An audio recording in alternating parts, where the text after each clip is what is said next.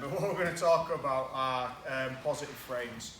So a lot of what we do when we talk about framing, it's usually because somebody's on top of us, okay?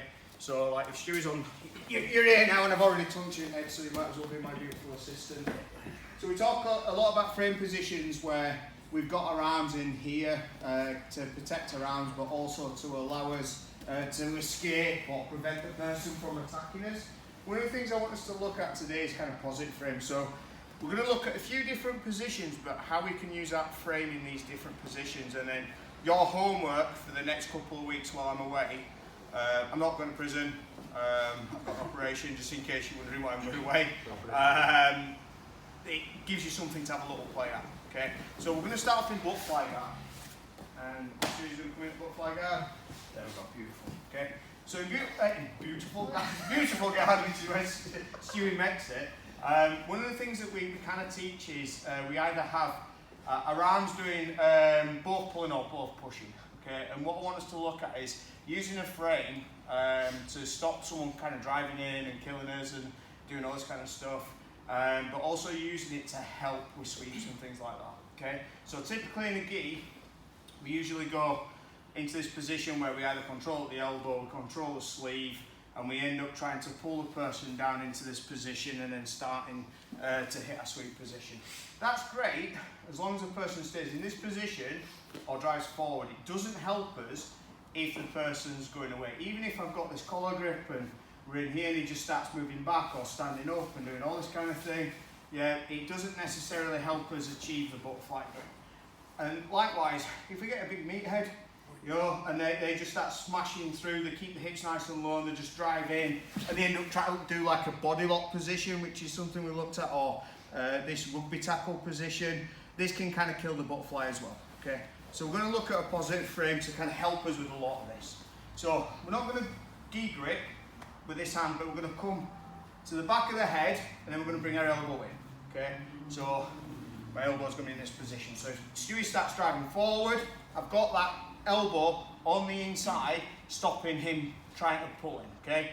Push in. If he tries to pull away, I've got control of his head, okay? So this is our positive frame here, and this is stopping both him driving in and getting away, okay? So we're just going to have a little look at this from this position to begin with. Next thing we're going to do, now we can grab the gi if we want. If he's got a grip on the pants, we might need to clear that first, yeah? I'm going to pull, but still keep this frame in this position. Yeah, as soon as I clear the grip, I go up above the elbow, pull in, and then I'm just going to rock over to my side to hit my butterfly sweep. Okay? So this is one of these when we're doing it just one for one, it's probably not going to make as much sense, but when you're going a little bit more live, so he starts trying to get away and stuff, starts trying to drive in, this is where it's probably going to make a little bit more sense. So as a partner, I want you to progressively put a little bit more resistance in. Try and pull away, try and push in, yeah, and then we're going to work on the hitting the butterfly guard when we've felt that opportunity where the hips are coming up to hit the butterfly.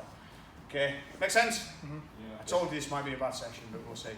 Okay, I nearly bailed on it. 1, 2, 3, introduce into my class a little more is you have the introduction of a technique, then you isolate the position, and then you finally integrate it into your spar. So we're introducing the idea of having positive frames. So a frame's not always a negative thing where we're defending or we're dealing with someone who's got a better position.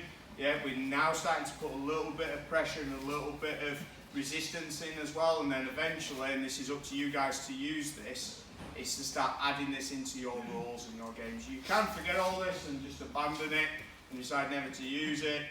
It's entirely up to you, but that's kind of hopefully what you guys will get a chance to do over the next couple of weeks. Okay, so if you guys just squish up that way. Okay, so using the frame again, was everyone kind of comfortable with the elbow and kind of got that, makes sense and stuff? We can use the elbow to steer a little bit as well. So when we do start kind of stripping this grip off and getting into this position into here, yeah, as Stewie, his hip starts coming up, I use my elbow to kind of move him to the side as well.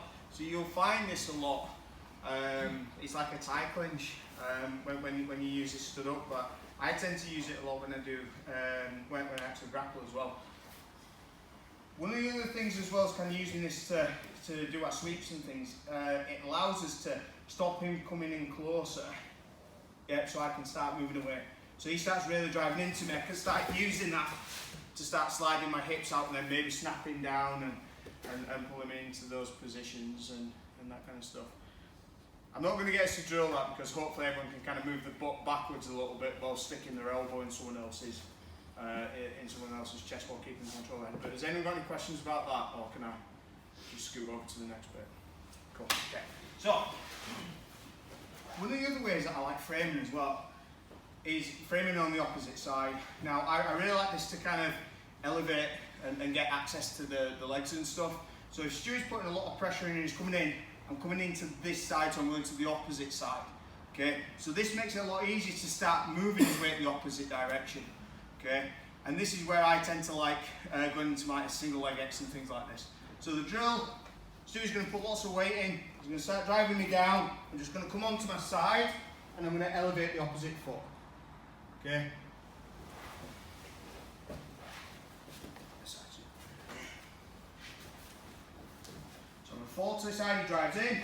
Yeah, I'm going to go to my side and then elevate the opposite foot. And then I'm still using this frame to stop his weight on top of me. Does everyone see that? Yeah. Drives in. Bring that opposite side foot up. But I'm always keeping this frame. Yeah? Let's just drill that a couple of times and then we'll look how we can kind of access the legs or start creating a bit of a scramble. Alright, I told you. I warned you all, you could have all gone and just left it and called it a day off, but I said this is going to be the best class or the worst class you've ever seen.